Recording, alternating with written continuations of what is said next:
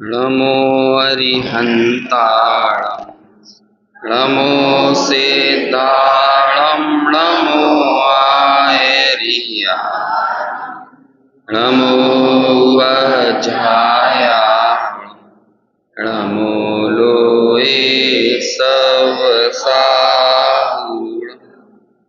मंगलम भगवान वीरो मंगलम गौतम मंगलम कुंद कुंदाद्यो जैन धर्मोस्तु सर्वमंगल सर्वकल्याणकारकं प्रधानं सर्वधर्माणां जैनं जयतु जैनं जयतु वन्दितु सर्वसिद्धे धूमचलमणोऽमं गतिं पत्ते गोचामि समय मृणमोऽसुरकेवलीमणिनं नमः समय साराय स्वानुभूत्या चकासते चित्स्वभावाय भावाय सर्वभावान्तरस्थिते।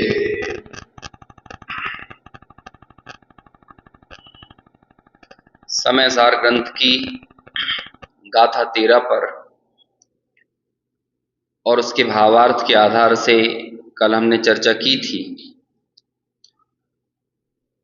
भूतार्थ से जाने हुए नवतत्व वही प्रयोजनवान है। प्रयोजनवान है मतलब सम्यक्त्व का कारण है, और नव तत्वों को भूतार्थ से जानने का अर्थ ही ये था कि उन नव तत्वों में हमें निरंतर प्रज्वलित चैतन्य ज्योति वो दिखाई दे। कल जो हमने कलश पढ़ा था, कलश क्रमांक 8, उसमें एक बहुत अच्छा शब्द है, चिरम नव तत्वच्छन्नम इदम आत्मज्योति ही। चिरम, चिरम यानी बहुत समय से, चिरकाल से, और जो छन्नम शब्द लिखा है ना, तत्वच्छन्नम, तो ये जो आछन्न, आछन्न शब्द का प्रयोग होता है ढकने के अर्थ में, छुपाने के अर्थ में। तो जैसे छुपी हुई, कौन छुपी हुई है? चैतन्य ज्योति। और चिरम बहुत लंबे समय से 9 तत्वों में छुपी हुई है। जैसा आप कल बोल रहे थे ना कि जीव तो जो है ना, वो आत्मा जो है बड़ा शर्मीला टाइप का लगता है, बाकी सब तो बाहर बहुत उत्पात मचा रहे हैं मुख्य पटल पर, लेकिन चेतन ऐसा है कि वो कहीं दबा कुचला सा, चुपचाप सा, सुप्त सा पड़ा रहता है, जैसे कोई उसमें सामर्थ्य ही ना हो। तो यही आचार्य भी वही कह रहे हैं कि चिरम, बहुत लंबा समय बीत गया है और इतने लंबे समय से वो आत्म ज्योति इन नव तत्वों में आच्छन्न है, छुपी हुई है। तो हम ये समय सार पढ़ ही किस लिए रहे हैं कि हमें वो एक आत्म ज्योति, उसे देखना है। दृश्यताम एकम है ना, उसी कलश में ये शब्द भी आया था, अथ सतत विविक्तम दृश्यताम एक रूपम। ऐसी वो जो एक रूप, 9 तत्वों में छुपी हुई जो एक रूप आत्म ज्योति है, वो हमें दिखाई दे तो हमारा कार्य पूर्ण हो जाएगा, मतलब सम्यक दर्शन की प्राप्ति हो जाएगी। और ऐसी उस आत्म ज्योति को प्रकट करने का उद्देश्य ही इस समय सार ग्रंथ का है, और उसी प्रयोजन के अर्थ हम यहाँ पर ये पूरा अभ्यास कर रहे हैं। अब देखो, इस 8वें कलश के बाद अगले, देखो जब कोई सिलेबस बताया जाता है ना किसी चीज का, तो फिर सिलेबस के बाद थोड़ा सा उसका विवरण भी दिया जाता है कि ऐसा ऐसा ये जो सिलेबस है, इसका हमारा लक्ष्य क्या है, हम इस सिलेबस को पढ़ेंगे, इन पाठों को पढ़ेंगे, इस सारी रचना को पढ़ेंगे, इसका हमारा मूल उद्देश्य क्या है इस विषय को पढ़ने का।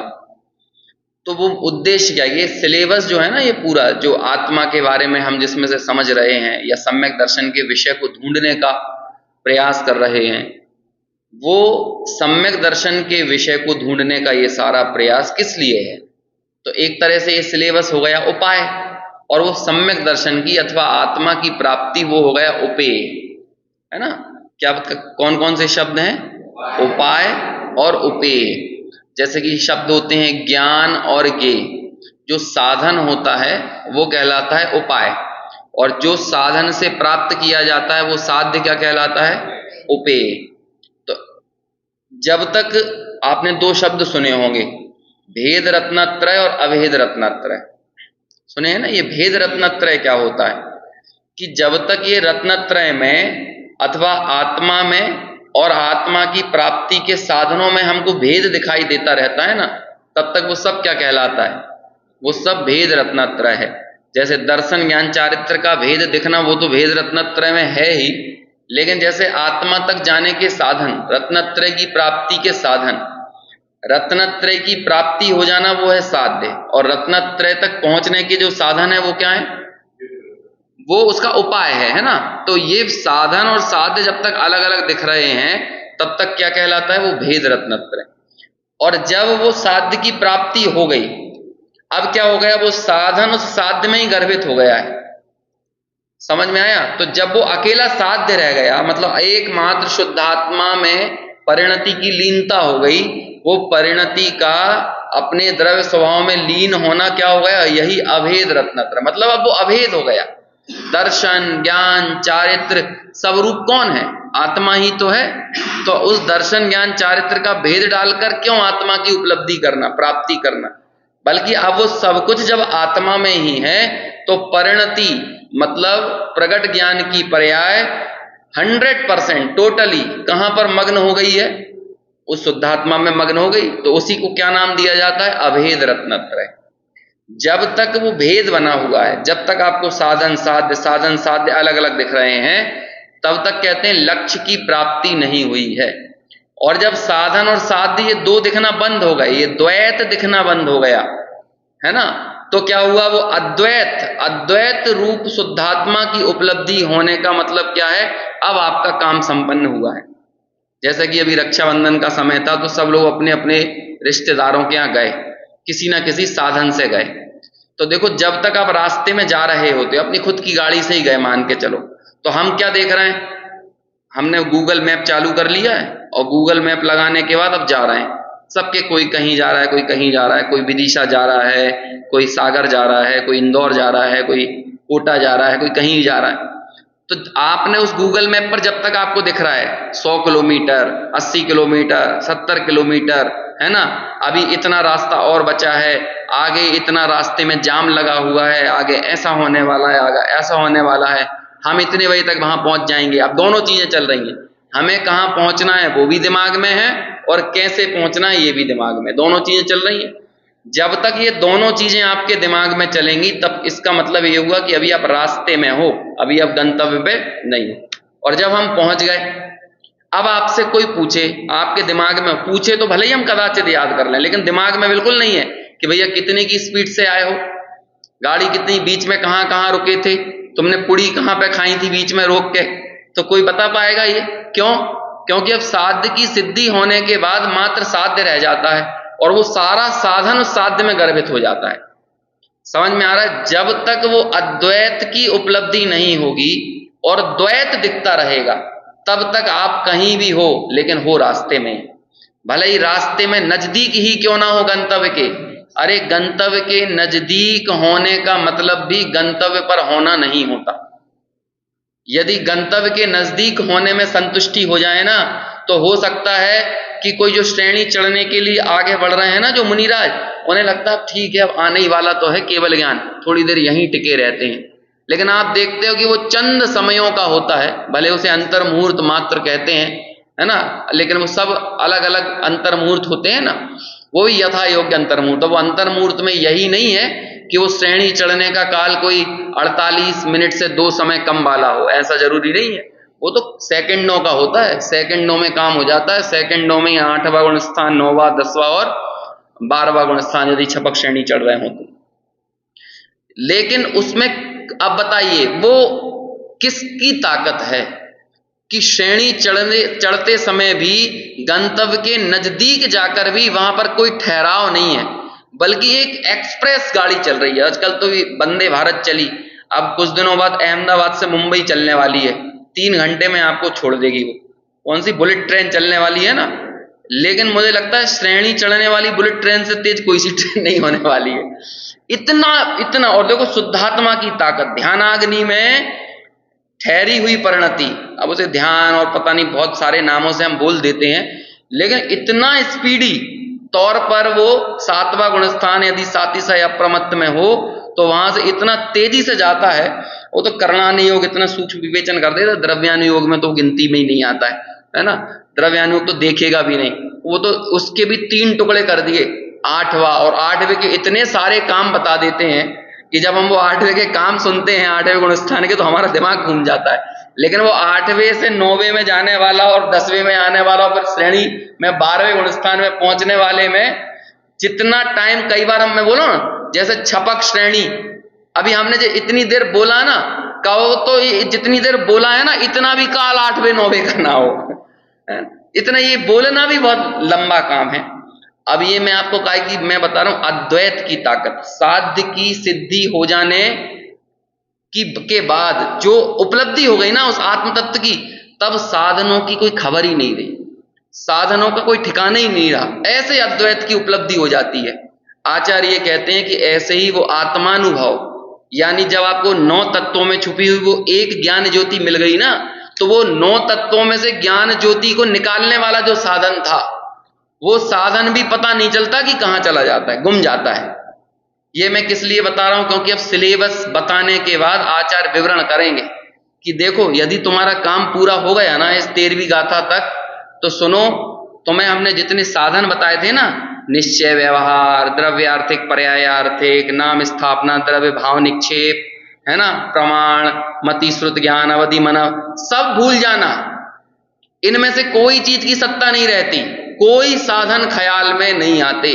साधन, अधिगम के साधन 3 होते हैं, कल भी हमारी ये बात निकली थी, अधिगम और अभिगत, ये 2 शब्द हैं कि नहीं। यहां पर कौन सा शब्द प्रयोग किया समय सार में, अभिगत, है ना।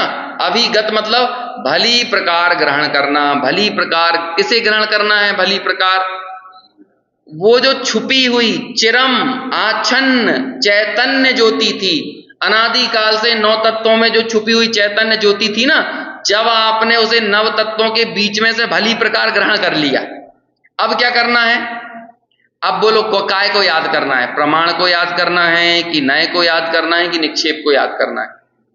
अरे वो तो साधन थे ना। अरे जिस लिफ्ट से आप ऊपर 2nd फ्लोर पर पहुंचे, आपको लिफ्ट याद नहीं आएगी 2nd फ्लोर पर पहुंचने के बाद, तो बड़े खुदगर्ज हैं हम लोग हैं कि हमें वो याद नहीं आ रही। कहते हैं ये ही उस साधन की खूबसूरती है। यदि साधन तो वही सुंदर है जो साध्य पर पहुंचाने के बाद अपना रास्ता ऐसे छोड़ देता है कि मानो वो कभी था ही नहीं, कभी था ही नहीं, ऐसे साधन अपना रास्ता छोड़ दे। आपको यदि साध्य पर आने के बाद, जैसे मान के चलो क्या हुआ, एक तट से दूसरे तट पे जा रहे हैं, नाव में बैठे, अभी क्या बिल्कुल दूसरा तट एकदम नजदीक आ गया, एकदम गंतव्य समझ लो कि 2 हाथ की दूरी बची, लेकिन 2 हाथ की दूरी से पहले ही नाव डगमगाने लगी, तो बोलो क्या याद आएगा, तट याद आएगा कि साधन याद आएगा तब तट याद आएगा कि साधन याद आएगा, उस समय तो साधन ही याद आने वाला है ना। और साधन याद आने का मतलब है कि अभी कहीं बीच भंवर में ही हो। साधन याद आने का मतलब है कि अभी तुम ठिकाने पे नहीं पहुंचे हो, गंतव्य पे नहीं पहुंचे हो। तो साधन याद आना कोई अच्छी बात नहीं है, साधन का स्मरण बने रहना ये अच्छी बात नहीं। ये साधन हो सकता है हमें पहुंचाने वाला, लेकिन साधन तो तभी सफल है जब वो साध्य पर पहुंचा दे और आपके दिमाग से ऐसे चला जाए जैसे वो कभी था ही नहीं। समझ में आया? आज से 5 साल पहले कभी आप शिखर जी गए थे, आपको पता है आपकी बर्थ का नंबर क्या था ट्रेन की बर्थ का नंबर मालूम है? क्यों? बड़े खुदगर्ज हो। आपको जिस ट्रेन से, जिस बर्थ में बैठकर और इतने अच्छे से उसने समेत शिखर तक पहुंचाया, आपको वो ट्रेन का नंबर याद नहीं है, आपको बर्थ का नंबर याद नहीं है। कहते हैं यही तो उसकी खूबसूरती है। वो नंबर कब याद रहेगा?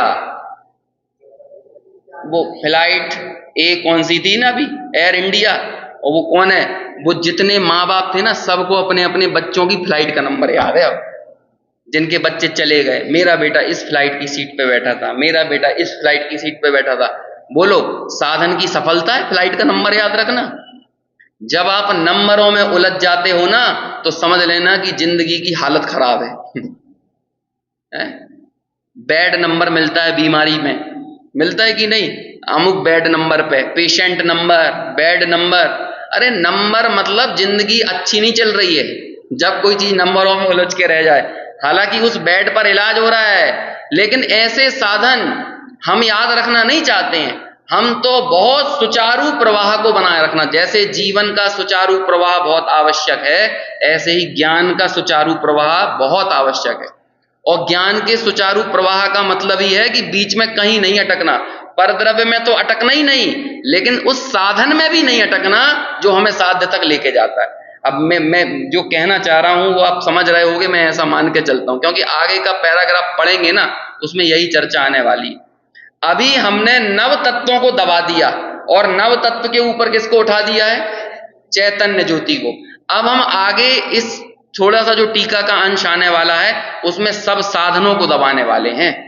जो साधन आत्मा तक लेकर जाते हैं, आत्मा को दिखाते हैं, आत्मा को बताते हैं, हमें उनमें से कोई साधन याद नहीं आना चाहिए, कोई उपाय याद नहीं आना चाहिए। लेकिन ये बड़े दुर्भाग्यपूर्ण है कि लोक में जो थोड़े बहुत शुद्धि के, आचरण संबंधी, क्रिया संबंधी जो थोड़े बहुत जो लोग उपाय करते हैं ना, उन उपायों में ऐसे जकड़ जाते हैं कि वो उससे ऊपर ही उठना नहीं चाहते।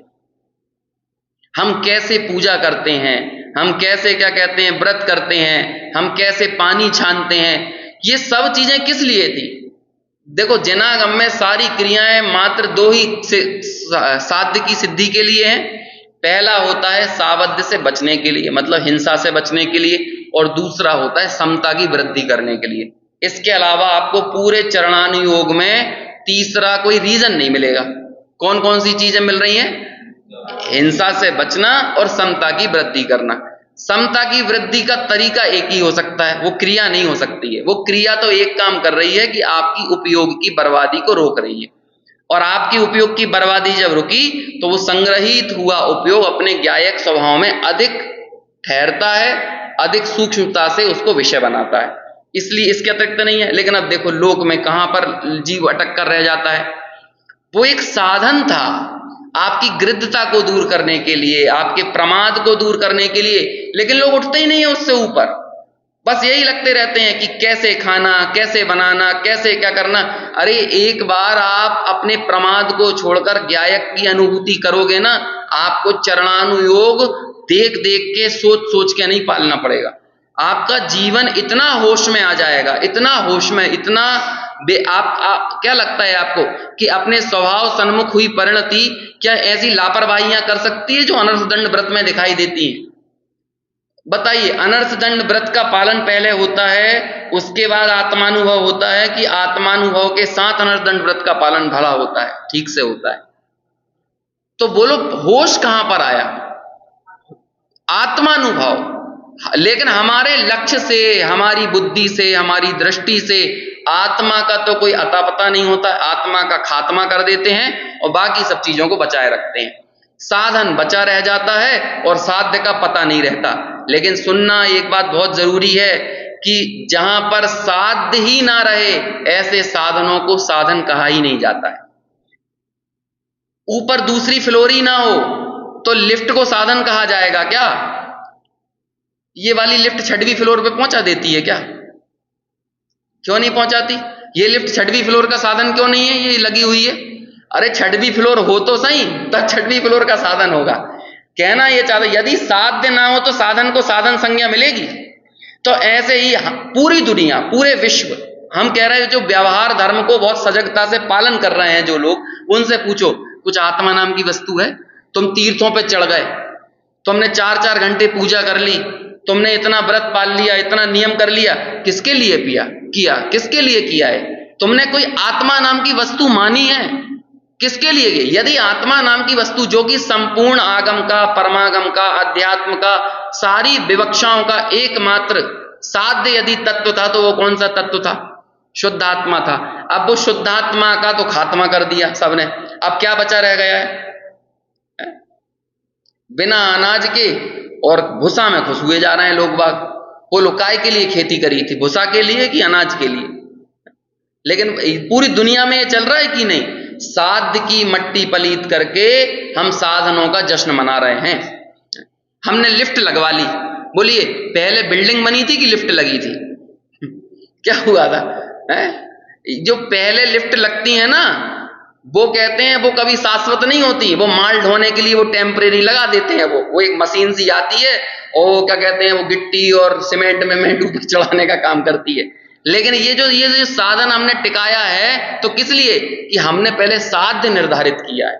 साध्य निर्धारित होने के बाद साधन खूबसूरत हो जाते हैं, लेकिन कमाल की बात है, साध्य मिल जाने के बाद वो खूबसूरत साधन भी चले जाते हैं। कहां चले जाते हैं? अरे साध्य में ही समा जाते हैं। समझ में है ना? इसे बोलते हैं उपेय और उपाय का अद्वैत। इसे बोलते हैं साधन और साध्य का अद्वैत। इसे बोलते हैं प्रमाण, प्रमाता और प्रमेय का अद्वैत। इसे बोलते हैं ध्यान, ध्याता और ध्येय का अद्वैत। अब ये एक लाइन आपको याद आना चाहिए, छठवीं ढाल में, जहां जहां ज्ञान गे, हाँ, ध्यान ध्याता ध्येय के विकल्प भी ना ही रहो, हाँ, प्रमाण नए निक्षेप को उदय तहां उदोत ना दिखे। ये सारी लाइनें याद आती छठवीं ढाल की। तो इतना अद्भुत ग्रंथ है ना छह ढाला।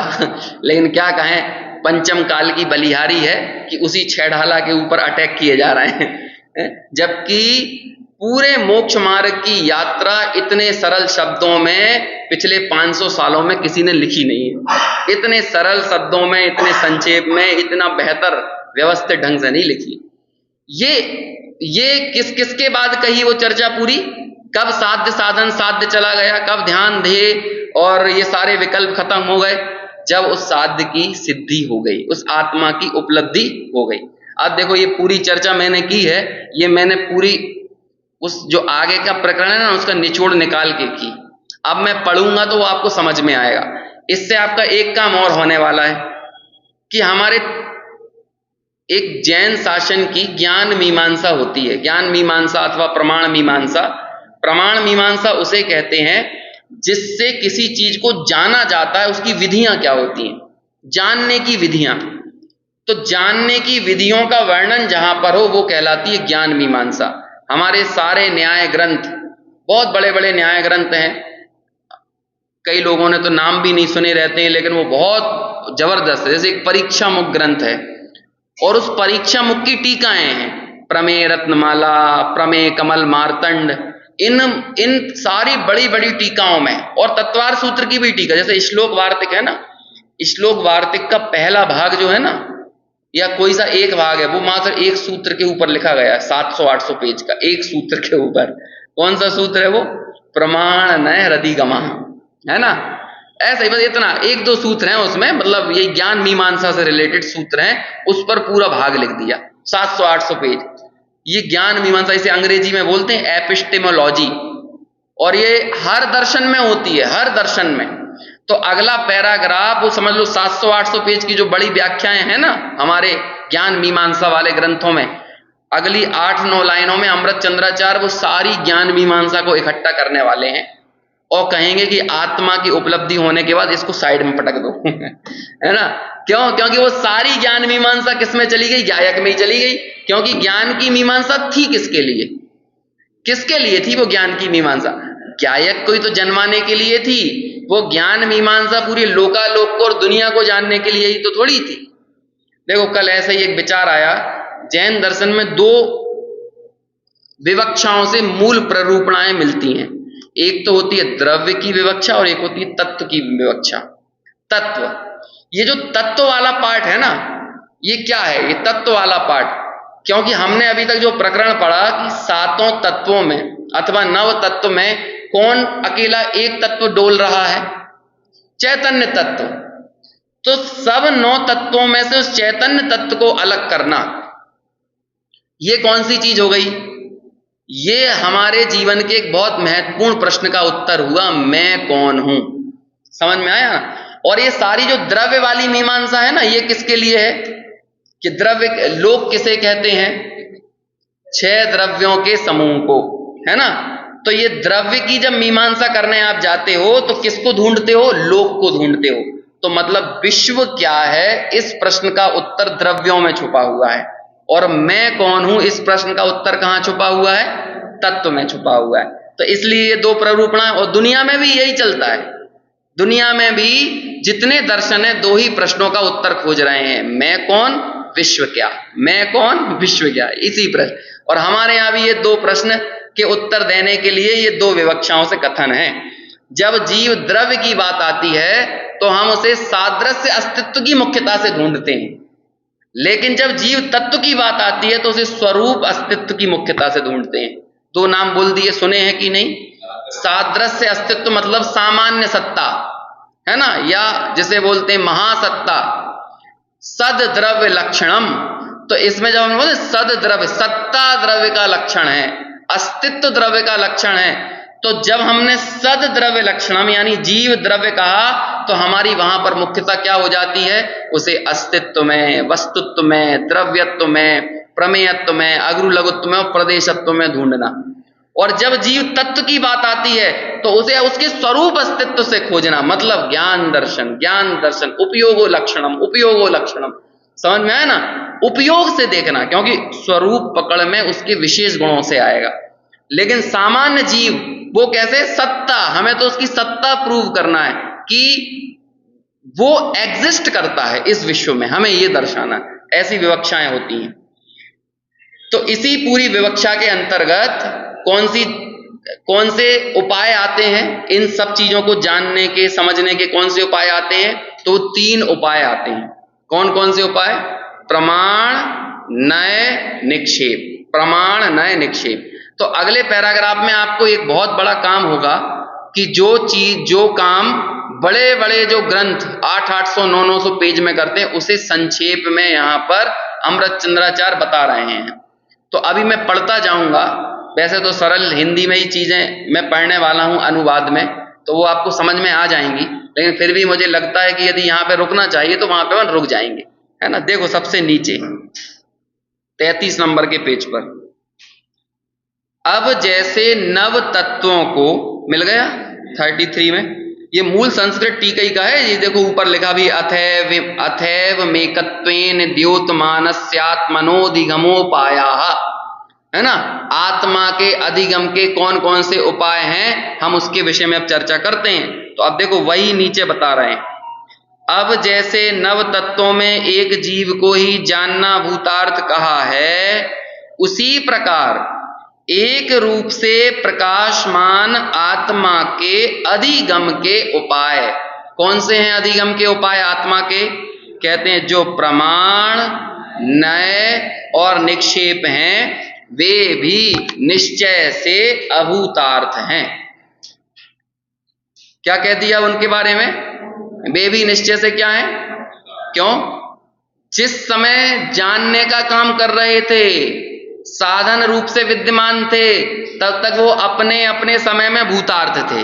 लेकिन आत्मा मिल गया, साध्य की प्राप्ति हो गई, तो सारा साधन क्या हो गया? अभूतार्थ हो गया।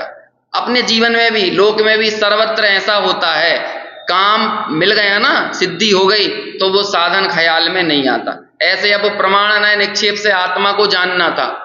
अब कई लोग इसी जगह उलझे रहते हैं, इस विवक्षा से ऐसा, इस विवक्षा से ऐसा। अरे किसी भी विवक्षा से कैसा हो, तुम्हें आत्मा मिला कि नहीं? जो भी विवक्षा, प्रयोजन की सिद्धि, बोलो सारे जैनागम में मूल प्रयोजन की सिद्धि क्या है? आत्मानुभूति ही तो है। कल तत्वार्थ सूत्र में स्वाध्याय शब्द का अर्थ आया था, स्व अधि आय। क्या शब्द था? स्व अधि आय इजिकल टू स्वाध्याय। स्व मतलब होता है निज आत्मा, अधि मतलब उसे जानना, और आय मतलब लाभ होना। अपनी आत्मा को जानने का लाभ, यानी अपने आप को जानने का लाभ जहां पर हो, उसे बोलते हैं स्वाध्याय। बोलो ये प्रयोजन ही है कि नहीं? क्या काय के लिए करना है? कोई क्वेश्चन आयर भरना है कि अभी समय सार का, सतपथ का वो शुरू होने वाला है, तो हमको टिक लगाना है और फिर वहां पर अवार्ड जीतना है, इसलिए। अरे ये सब तो लोगों को प्रथम दृष्टया जोड़ने की विधियां होती हैं कि एक बार तुम किसी भी तरह से आओ तो सही, इस चीज को चखो तो सही, यदि चख लोगे, जब बच्चे को होता है ना, हमें माँ को कोई चीज चखवाना हो तो बहुत सारे लालच देके चखवाती है, बोलती है तू पहले ये सब्जी खा ले, तेरे को इसके बाद में चॉकलेट दूंगी, है ना।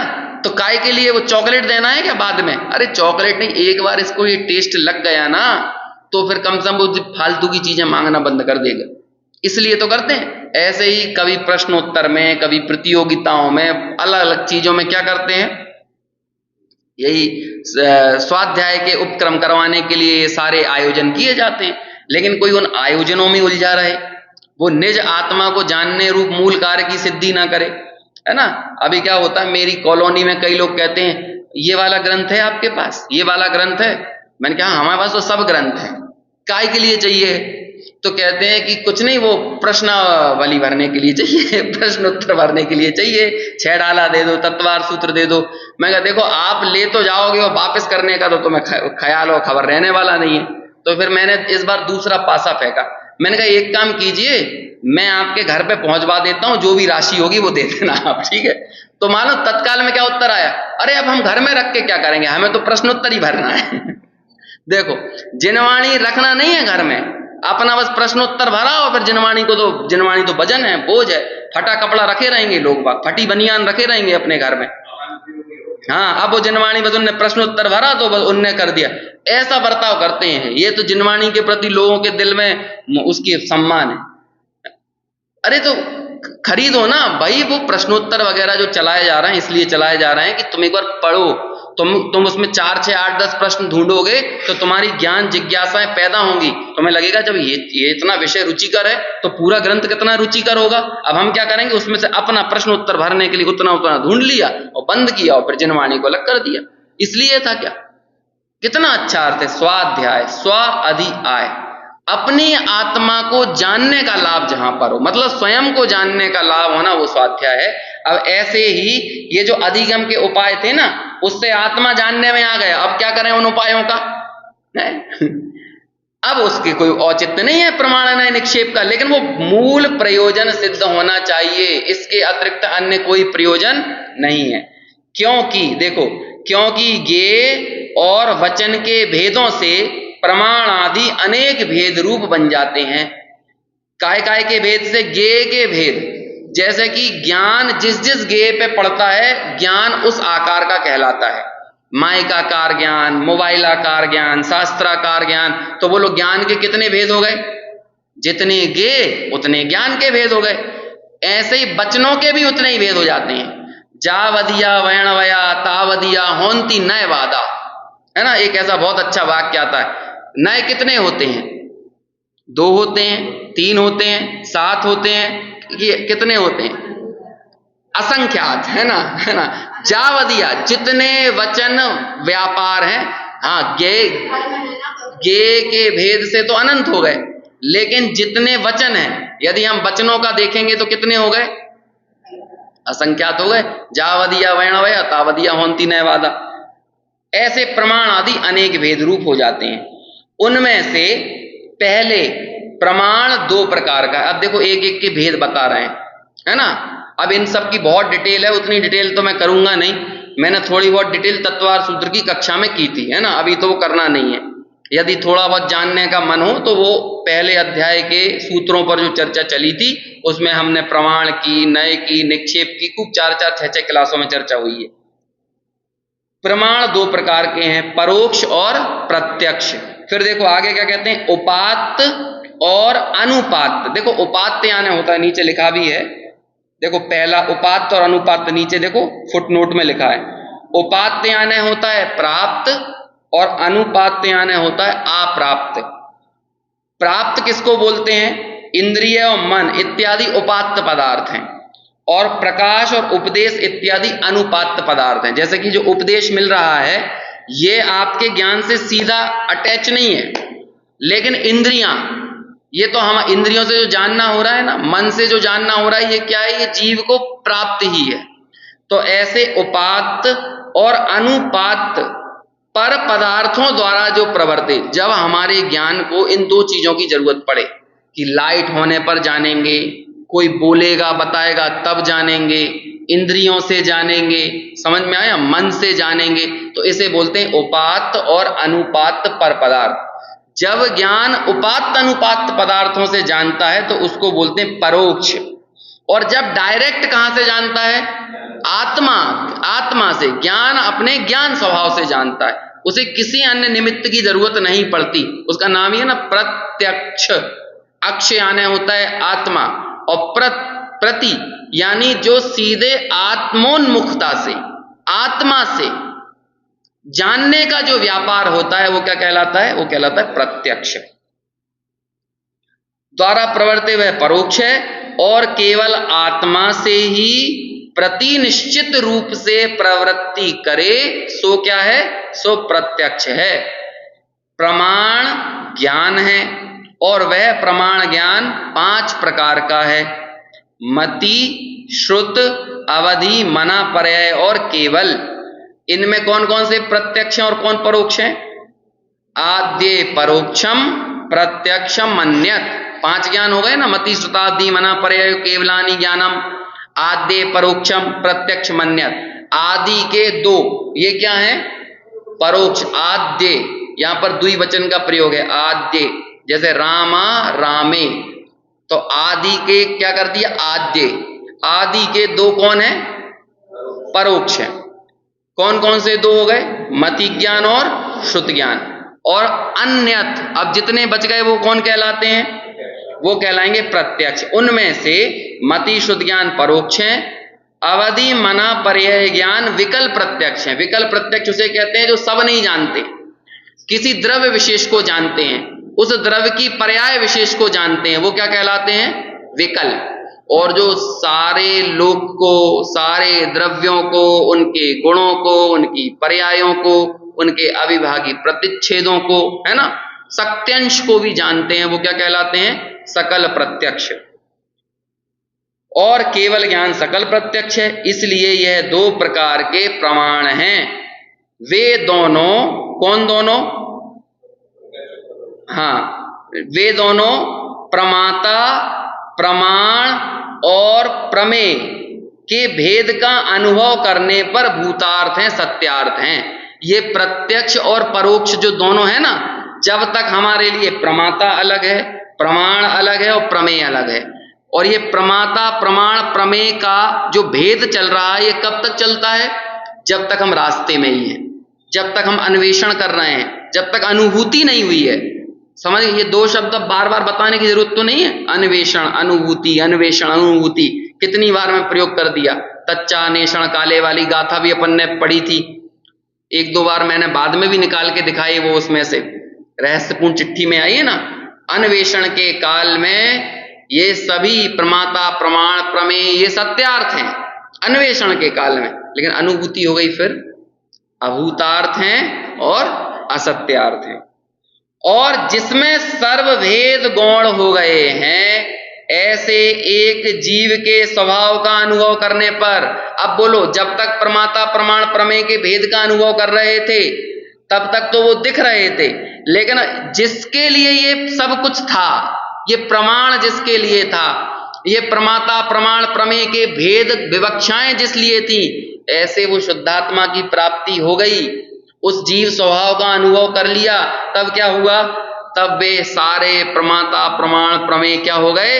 अभूतार्थ हैं, असत्यार्थ हैं। बोलो, इतना पैराग्राफ समझ में आया कि नहीं है? आ गए ना? सरल, ये कुछ ज्यादा है नहीं इसमें। और भी यदि पढ़ना हो तो एक बार और अनुशीलन से पढ़ना है ना, तो और थोड़ा सा विस्तार और वहां पे मिल जाएगा। वैसे तो मैंने सब कुछ इसे पढ़ने के पहले बता दिया था जो मुझे कहना था। आगे देखो, नए 2 प्रकार के हैं। कौन कौन से? द्रव्यार्थिक और पर्यायार्थिक। क्योंकि वस्तु का विवेचन इन 2 ही तरह से होता है, या तो आप उसके द्रव्य स्वभाव को देखते हो अथवा उसके पर्याय स्वभाव को देखते हो। इसे सरल भाषा में बोलते हैं, या तो आप टेम्परेरी, तात्कालिक फैक्ट्स को देखते हो या उसके यूनिवर्सल ट्रुथ को देखते हो। यूनिवर्सल ट्रुथ, शाश्वत सत्य को दिखाने वाला होता है द्रव्यार्थिक, और टेम्परेरी फैक्ट्स, तात्कालिक तथ्य को बताने वाला होता है पर्यायार्थिक। एक है परिस्थिति, एक है वस्तु स्थिति। समझ में आया? जो परिस्थिति को बतलाए वो कौन सा नय है? पर्यायार्थिक। जो वस्तु स्थिति को बतलाए वो कौन सा नय है? द्रव्यार्थिक। तो नय दो प्रकार के वहां। अब देखो नय, वैसे कई लोग यहाँ कंफ्यूजन में मत पड़ना कि नय तो निश्चय व्यवहार भी होते हैं, नैगम संग्रह व्यवहार जो सूत्र भी होते हैं, तो ये द्रव्यार्थिक पर्यायार्थिक में सब गर्भित हो जाते हैं। द्रव्यार्थिक पर्यायार्थिक का पेट बहुत बड़ा है ना, और बाकी सब नयों का प्रयोग हम अपने अपने प्रयोजन के हिसाब से अलग अलग करते हैं। जैसे अध्यात्म शैली में निश्चय व्यवहार यही चलता रहता है। समझ में आया ना? तो ये तो सब क्या है कि ये तराजू है। निश्चय व्यवहार तो बस एक तराजू है कि आप दो वचन डाल देते हो उस तराजू के ऊपर और वो तौल के बता देता है कौन सा निश्चय और कौन सा व्यवहार है, बस, है ना, ये करता है। और अलग अलग जगह पर अलग अलग निश्चय व्यवहार की परिभाषाएं बदलती चली जाती हैं। जैसे कि मैं आपको एक एग्जांपल देता हूं, मैं संयोग का करता हूं, मैं कर्मों का करता हूं। अब बोलो इसे निश्चय व्यवहार के तराजू पर डाल दो तो क्या करेगा निश्चय व्यवहार? मैं कर्मों का करता हूं निश्चय, मैं संयोगों का करता हूं व्यवहार। समझ में आया? आगे और आगे बात, अब दो कथन और मैं डाल देता हूं, मैं द्रव्य कर्म का करता हूं या मैं भाव कर्म का करता हूं, दोनों पटक दिया अपन ने। अब क्या करेगा? मैं द्रव्य का कर्म का करता हूं व्यवहार और मैं भाव कर्म का करता हूं ये निश्चय। हो गया ना? अब मैंने फिर दो कथन लेके आया, मैं भाव कर्म का यानी राग द्वेष का करता हूं कि मैं ज्ञान का करता हूं। अब हमने ये दो कथन डाल दिए। अब क्या करेगा वो? मैं भाव कर्म यानी राग द्वेष का करता हूं व्यवहार और मैं ज्ञान का करता हूं निश्चय। वो देखो तराजू है, आप इस तराजू पे चाहे तो संतरा तौल लो, चाहे एप्पल तौल लो, चाहे इसमें, है ना, ऐसे ये तो जो भी तौलोगे ये तो कम ज्यादा करके बता देगा। ये निश्चय, ये वो तो उस टेम्परेरी, उस समय पर उसके सामने आए कथनों को तौल के दे देता है। ऐसे ही ये निश्चय व्यवहार का काम करता है। लेकिन द्रव्यार्थिक है ना, जो जिसका प्रयोजन द्रव्य हो वो द्रव्यार्थिक, जिसका प्रयोजन पर्याय हो वो क्या कहलाता है? पर्यायार्थिक, है ना। यहां द्रव्य पर्याय स्वरूप वस्तु में द्रव्य का मुख्यता से जो अनुभव कराए वो कहलाता है द्रव्यार्थिक नय, और पर्याय का मुख्यता से अनुभव कराए सो पर्यायार्थिक नय है। यह दोनों नय द्रव्य और पर्याय का पर्याय से यानी भेद से, क्रम से अनुभव करने पर तो भूतार्थ हैं, सत्यार्थ हैं, और द्रव्य तथा पर्याय दोनों से अनालिंगित यानी आलिंगन नहीं किया है। अब देखो जो वस्तु है, वस्तु अपने में ऐसा कोई भेद करती है क्या? नहीं, तू तो द्रव्य अलग है, तू पर्याय अलग है, ऐसा कोई वस्तु भेद कर रही है? ये तो हमने समझने के लिए भेद कर दिए थे द्रव्य और पर्याय के। बोलो हम गए सुनार की दुकान पे और उससे बोला सोना दे दो, है ना, क्या कहते हैं, ज्वेलरी की दुकान पे, तो उसने रख दिए कंगन, रख दिए, भैया क्या चाहिए सोने में। अथवा गए मिठाई वाले की दुकान पे, मीठा दे दो, तो बोलो मीठा कैसे लोगे आप? किसी ना किसी पर्याय में ही तो मिलेगा वो वस्तु को क्या मालूम है कि ये पर्याय अलग है और ये द्रव्य अलग है? वो द्रव्य और पर्याय वास्तव में उसमें गर्भित होने पर भी जो वस्तु है वो तो वस्तु पने से अभेद का अनुभव करती है, वो द्रव्य और पर्याय रूपी भेद का आलिंगन भी नहीं करती। देखो ये कथन की शैलियां होती हैं, वो तो द्रव्य पर्याय का आलिंगन भी नहीं करती। इसका अर्थ क्या हुआ? द्रव्य पर्यायात्मक भेदों का आलिंगन नहीं करती। समझ में आया? लड़की के लिए कौन सा लड़का चाहिए? तो कौन सा लड़का? भैया गोरा भी हो, है ना, कम से कम 25-50 लाख रुपए की उसकी नौकरी भी हो, फिर उसका परिवार अच्छा हो, उसका खान पान अच्छा हो। तो वो लोग कितने लड़के ढूंढना है? अब हम लेके आ गए 5 लड़के, इसकी 50 लाख सैलरी है, ये गोरा नाटा है, अच्छी इसकी हाइट वाइट बढ़िया है, अब कर लो, तुमने जितने विशेषण बताए थे सब ले लो। ऐसे ही आत्मा कैसा चाहिए? द्रव्य वाला चाहिए कि पर्याय वाला चाहिए? तो कहते हैं भैया अनुभूति में द्रव्य पर्याय से अनालिंगित। कहते हैं ऐसे ये जो अलग अलग भेद बताए थे ना हमने अपनी लड़की के लिए लड़का ढूंढने, इन सब से अनालिंगित। कैसा होता है वो अनालिंगित? अब जो भी लड़का पकड़ के लाओगे उसमें कुछ ना कुछ तो गुण होंगे ही ना, लेकिन जब उसका ग्रहण किया जाता है तो वो भेद नहीं दिखाई देते। ऐसे है, ऐसी अनुभूति के काल में द्रव्य पर्याय से अनालिंगित, बस उस वस्तु की अनुभूति की होती है, बस इसे बोलते हैं द्रव्य पर्याय से अनालिंगित। जब आपने अनालिंगित मतलब जिसने उस द्रव्य पर्याय के भेद को छुआ भी नहीं है, ऐसे उस त्रिकाली द्रव्य स्वभाव का अनुभव होने पर परिणति मात्र उस ज्ञायक तत्व रूप रह जाती है। अब मैं ये सब बोल रहा हूं ना, ये सब भी व्यवहार है ना, ये सब भी उपचार है। जो अनुभूति है उसमें ऐसी कोई चर्चा, वार्ता, भेद कुछ भी नहीं। शुद्ध वस्तु मात्र जीव के यानी चैतन्य मात्र स्वभाव का अनुभव करने पर अभूतार्थ हैं, असत्यार्थ हैं। कौन अभूतार्थ और असत्यार्थ हैं? वो सब नए, वो द्रव्यार्थिक, पर्यायार्थिक सब नए क्या हो गए? अभूतार्थ, असत्य। ऊपर किसको अभूतार्थ कहा था? सबसे ऊपर किसको अभूतार्थ कहा था? 9 तत्वों को, 9 तत्वों के भेद को। उसके बाद किसको अभूतार्थ कहा था? प्रमाण के भेदों को। अब उसके बाद किसे अभूतार्थ कह दिया? नए के भेदों को। अब उसके बाद निक्षेप के 4 भेद होते हैं, नाम, स्थापना, द्रव्य और भाव। वस्तु में जो गुण ना हो उस गुण के नाम से व्यवहार के लिए हमने कोई नाम रख दिया, उस वस्तु की संज्ञा करना सो नाम निक्षेप है। जैसे किसी बच्चे का नाम रख दिया अरिहंत, तो वो लोग हो गया अरिहंत, है ना। अब वो बोलते हैं अरिहंत ने सूसू कर ली, अरिहंत ने, अरे भैया अरिहंत सूसू पोटी थोड़ी करेगा, वो तो 18,200 से रहे थे, 18,200 से रहे थे कि नहीं। तो कहते हैं भैया नाम निक्षेप। ऐसे ही मालूम क्या कहा है? जैसे कि द्रव्यलिंगी मुनि को क्या कहा है? नाम मुनि। क्या कह दिया? अब हमें कुछ ना कुछ बोलना तो पड़ेगा ना, तो उनके लिए क्या शब्द प्रयोग किया? नाम मुनि, नाम साधु। बस अब क्योंकि भर्त्सना करना है, उनके अभिप्राय की भर्त्सना करना है, तो कुछ ना कुछ नाम लेके ही तो भर्त्सना करोगे। अब क्या कहोगे? क्या ऐसे ही भर्त्सना की है, वो मुनि नहीं है। तो मुनि नहीं है तो तुम्हें मुनि शब्द याद क्यों आया? क्योंकि हमें कुछ ना कुछ नाम तो देना पड़ेगा ना यदि किसी की भर्त्सना भी करना है, किसी प्रवृत्ति विशेष की। फिर अगला है यह वह है। इस प्रकार अन्य वस्तु में अन्य वस्तु का प्रतिनिधित्व स्थापित करना अथवा प्रतिमा रूप स्थापन करना सो क्या कहलाता है? स्थापना निक्षेप। अभी जिन शासन में प्रायः कौन सी स्थापना को मान्यता है? तदाकार, है ना। तदाकार प्रतिमा विशेष में, प्रतिमाएं, भगवान की प्रतिमा तदाकार होना चाहिए, अतदाकार नहीं होना चाहिए। हालांकि जिस द्रव्य से हम पूजा करते हैं भगवान की वो अतदाकार है। दोनों ही जगह कौन सा निक्षेप लगा हुआ है? स्थापना। जैसे चावलों को पुष्प कह दिया, वो पुष्प जैसे तो लगा ही नहीं रहे, है ना। इसलिए देखो 13 पंक्ति और 20 पंक्ति में यही अंतर आ जाता है, समझ आए? यही नए निक्षेप को नहीं समझने के कारण वो कहेंगे बोल तो रहे हो पुष्प और रखे हो चावल, तो हम तो असली पुष्प लेके आएंगे, है ना। हम क्यों ये चावल वावल से काम चलाएं? तो ऐसा चलता है।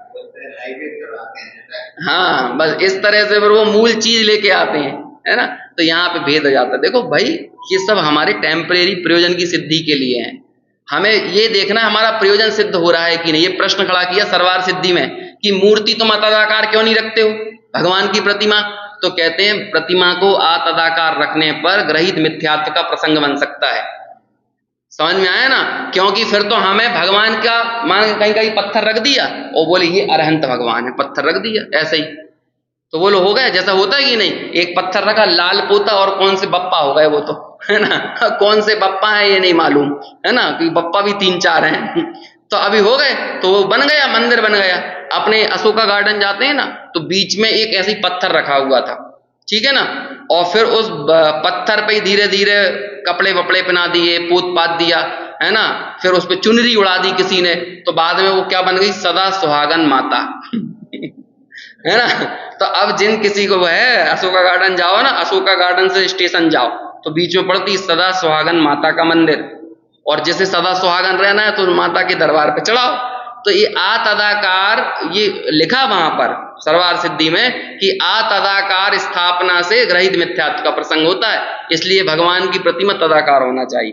खैर अभी वो चर्चा नहीं करते, अभी बस 3 लाइनें और पढ़ के बात पूरी करेंगे।